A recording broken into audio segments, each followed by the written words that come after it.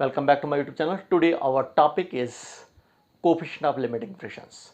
This coefficient of limiting friction is based on first law of limiting frictions.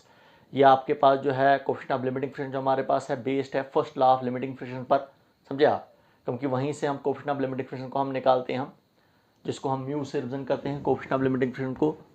तो देखिए सबसे पहले limiting friction का आपको मैं थोड़ा सा कंसेप्ट दूंगा। What is limiting friction?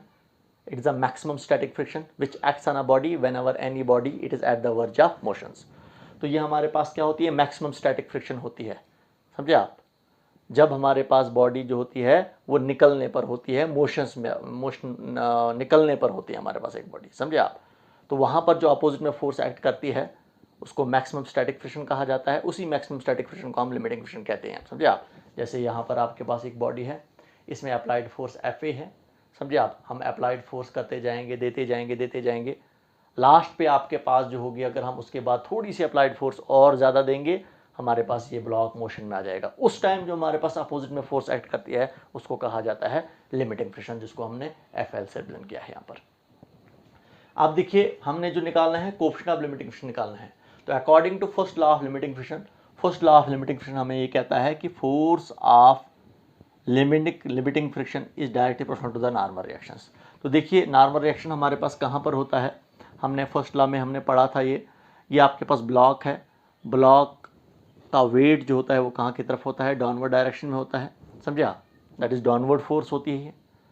और इस सरफेस, ये जो सरफेस जो होती है वो इस ब्लॉक पर नॉर्मल में फोर्स लगाती है, अपवर्ड डायरेक्शन में फोर्स लगाती है, उसको हम क्या बोलते हैं? Normal reactions. इसका मतलब आपका वेट जो होता है उसको बैलेंस कौन रखता है? नॉर्मल रिएक्शंस, समझे आप? तो यहाँ पर अगर हमारे पास अभी ये ब्लॉक रेस्ट में ही है, ये मूव नहीं कर रहा है, इसका मतलब applied force of limiting friction के इक्वल होगा, और वेट जो हमारा जो होगा वो किसके इक्वल होगा? नॉर्मल रिएक्शंस के इक्वल होगा। तभी जाकर अभी हमारे पास ये ब्लॉक जो है ये मोशंस में नहीं आया है।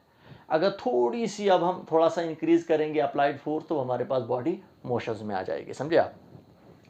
तो इस केस में हमारे पास क्या है? हमने फर्स्ट लॉ में पढ़ा था, जितना नॉर्मल रिएक्शन हमारा बढ़ेगा उतना ही हमारे पास फोर्स ऑफ लिमिटिंग फ्रिक्शन बढ़ेगी, क्योंकि नॉर्मल रिएक्शन वेट पर डिपेंड करता है। जितना हमारे पास ब्लॉक का वेट बढ़ेगा उतना उसी के हिसाब से हमारे पास नॉर्मल रिएक्शन भी बढ़ेगा। तो जितना नॉर्मल रिएक्शन बढ़ेगा हमारे पास, तो उतना ही हमारे पास फोर्स ऑफ लिमिटिंग फ्रिक्शन भी बढ़ेगी। तो इसका मतलब force of limiting friction is directly proportional to normal reaction. इसका मतलब जितना नॉर्मल रिएक्शन हमारे पास बढ़ेगा उतना हमारे पास फोर्स ऑफ लिमिटिंग फ्रिक्शन भी बढ़ जाएगा। तो देखिए हम डायरेक्टली प्रोपोर्शनल को हम इक्वल टू में पुट करते हैं, कांस्टेंट पुट करते हैं। ये म्यू, म्यू इसको म्यू पढ़ते हैं हम। ये म्यू क्या होता है? इसी म्यू को कहा जाता है where mu is constant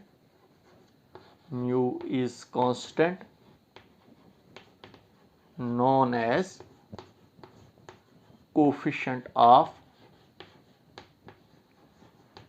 limiting friction। इसी को कहा जाता है coefficient of limiting friction, mu को, इस म्यू को। क्योंकि हम डायरेक्टली प्रोपोर्शनल को जब हम इक्वल टू में पुट करते हैं, इक्वल टू में चेंज करते हैं हम इसको, तो हम एक कांस्टेंट पुट करते हैं म्यू, तो इस म्यू को क्या कहा जाता है? Coefficient of limiting friction. तो यही हमारे पास कोएफिशिएंट ऑफ लिमिटिंग फ्रिक्शन ही आपका टॉपिक है। इसका मतलब कोएफिशिएंट ऑफ लिमिटिंग फ्रिक्शन को अगर आपने निकालना होगा, म्यू को फाइंड आउट करना होगा, तो म्यू किसके इक्वल होगा आपका? That is F upon R के इक्वल होगा। इसका मतलब यहाँ से हम कोएफिशिएंट ऑफ लिमिटिंग फ्रिक्शन को डिफाइन कर सकते हैं। कोएफिशिएंट ऑफ लिमिटिंग फ्रिक्शन क्या होता है हमारे पास जो है? It is a ratio of force of limiting friction to the normal reactions. ये हमारे पास रेशियो होता है किसका? फोर्स ऑफ लिमिटिंग फ्रिक्शन और नॉर्मल रिएक्शंस का। क्या? That is your coefficient of limiting friction. तो फिर से आपको बोलूंगा मैं, what is coefficient of limiting frictions? यहाँ से आप डिफाइन कर सकते हो आप इसको, किसके इक्वल होता है ये, कैसे हम इसको डिफाइन करेंगे? It is a ratio of force of limiting friction to the normal reaction, समझे आप? इसका एसआई यूनिट क्या होगा? एसआई यूनिट इसका कुछ नहीं होगा, no SI unit, SI unit कोई एसआई यूनिट नहीं होगा इसका। क्यों नहीं होगा? क्योंकि फोर्स भी आपके पास क्या, फोर्स का यूनिट क्या होता है? न्यूटन। ये आपके पास नॉर्मल रिएक्शन, ये भी फोर्स है, इसका यूनिट भी क्या होगा? न्यूटन।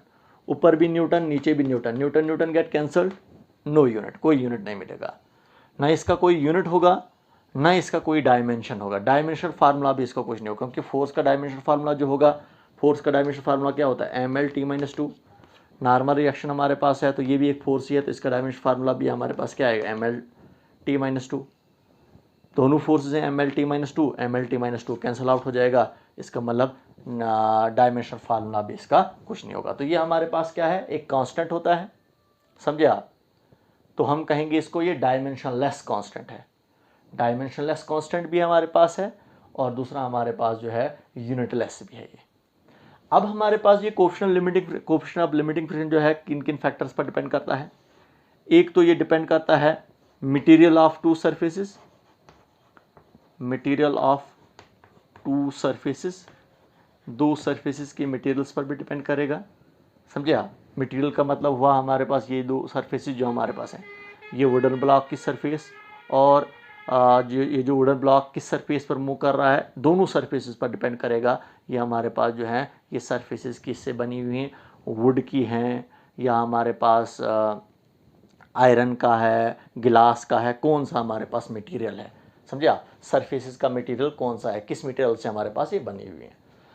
दूसरा हमारे पास डिपेंड करेगा ये नेचर ऑफ सरफेस पर भी, nature of surfaces, nature of surfaces, कि हमारे पास सरफेस का नेचर कैसा है, पॉलिश्ड है, स्मूथ है, समझे आप, कौन सी सरफेस है ये, तो उस पर भी डिपेंड करेगा कौन सा हमारे पास कोएफिशिएंट ऑफ लिमिटिंग फ्रिक्शन, समझे आप। तो जैसे हमारे पास अभी आपको कहूँगा मैं, अगर हमारे पास स्मूथ सरफेस होगी तो फोर्स ऑफ लिमिटिंग फ्रिक्शन हमारे पास क्या होगी, वो कम होगी, समझे आप। तो उसी के हिसाब से हमारे पास जो है हमारे पास कोएफिशिएंट ऑफ लिमिटिंग फ्रिक्शन भी चेंज होगा, समझे आप। तो इसका मतलब कोएफिशिएंट ऑफ लिमिटिंग फ्रिक्शन जो है nature of material of the surface पर भी डिपेंड करेगा और नेचर ऑफ सरफेस पर भी डिपेंड करेगा, समझे आप।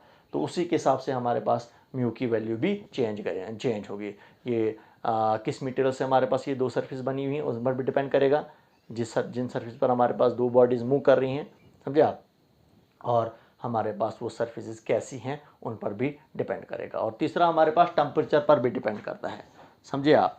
तो टेम्परेचर के हिसाब से टेम्परेचर के चेंज होने के साथ साथ भी हमारे पास ये कोएफिशिएंट ऑफ लिमिटिंग फ्रिक्शन हमारा चेंज होता है। तो ये आपका छोटा सा टॉपिक था, that was your coefficient of limiting friction. Okay, good bye.